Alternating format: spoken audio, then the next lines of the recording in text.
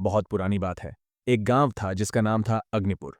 ये गांव अपने नाम के उलट भय और अंधकार में घिरा हुआ था।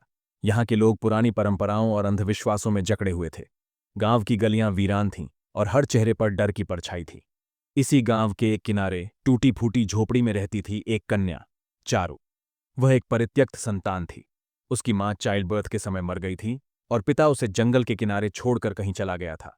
गांव वालों ने रहम खाकर उसे पाल तो लिया, मगर कभी अपनाया नहीं। बचपन से ही चारू को मनहूस कहा गया। गांव की औरतें उसे देखना भी पसंद नहीं करती थीं। बच्चे उसे पत्थर फेंकते हुए कहते, ये वही है जिसकी वजह से उसकी मां मर गई। चारू हर दिन कुएं से पानी भरती, मगर जब वो लौटती, लोग उसके पीछे थूकते। रातें उसके लिए और भी भयानक होतीं। झोपड़ी की छत टपकती, अंदर चूहे दौड़ते और मन में केवल एक ही सवाल घूमता, मैं कौन हूं और क्यों हूं। एक दिन गांव में खबर फैली कि दूर पहाड़ों से 3 साधु आने वाले हैं, तपस्वी, तेजस्वी और रहस्यमय। शाम होते ही तीनों साधु गांव में पहुंचे। वे गेरुए वस्त्रों में, लंबी जटाओं और गहरी आंखों वाले थे। गांव वाले उनका स्वागत करने मंदिर तक पहुंच गए। हर कोई उनके चरण छू रहा था। चारू भी दूर खड़ी होकर यह सब देख रही थी। अचानक सबसे वृद्ध साधु प्रज्ञावानंद की नजर चारू पर पड़ी। वे कुछ देर उसे देखते रहे, फिर बोले, यह कन्या शापित नहीं, वरदान स्वरूप है। इसका जन्म साधारण नहीं है। गांव में सनसनी फैल गई। लोग जिसे अनाथ और मनहूस मानते थे, उसके बारे में यह सुनकर चकित रह गए। अगले दिन तीनों साधु गांव के पुराने वीरान मंदिर में ठहर गए। वहां प्रवचन शुरू हुआ। चारू मंदिर के बाहर बैठकर उनकी बातें सुनती रही।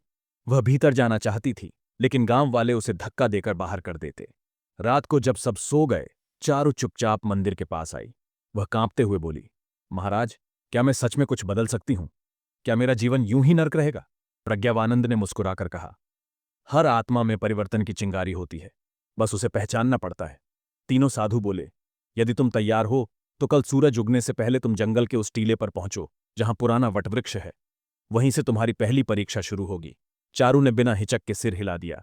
अगली सुबह पूरा गांव फिर से खौफ और उत्सुकता में था। लोगों ने फिर कानाफूसी शुरू की। क्या साधु उस लड़की को कोई रहस्य सिखा रहे हैं या उसे किसी बलि के लिए तैयार कर रहे हैं? लेकिन चारू को इन बातों की कोई परवाह नहीं थी। वह तय कर चुकी थी, चाहे जो हो, अब वह अपने भाग्य को खुद लिखे। जैसे ही अंधेरा हुआ, चारू वटवृक्ष के नीचे पहुंच। वहां साधु पहले से मौजूद थे। प्रज्ञावानंद बोले, यह रात तुम्हारी परीक्षा है। इस जंगल में डर, भूत और भ्रम भरे हैं। अगर तुम पूरी रात यहां बिना डरे बैठ गई तो समझो तुमने पहला कदम पार कर लिया। चारू ने आंखें बंद कीं और बोल पड़ी, मैं डर से नहीं, अपने आप से लड़ने आई हूं। तीनों साधु मुस्कुराए और अंधेरे में गुम हो गए। चारू अकेली रह गई। जंगल की हवा ठंडी और भयावह थी। झाड़ियों में सरसराहट, दूर कहीं सियार की हंसी और सामने काले साए। लेकिन चारू डरी नहीं। वह जानती थी, यह केवल शुरुआत है।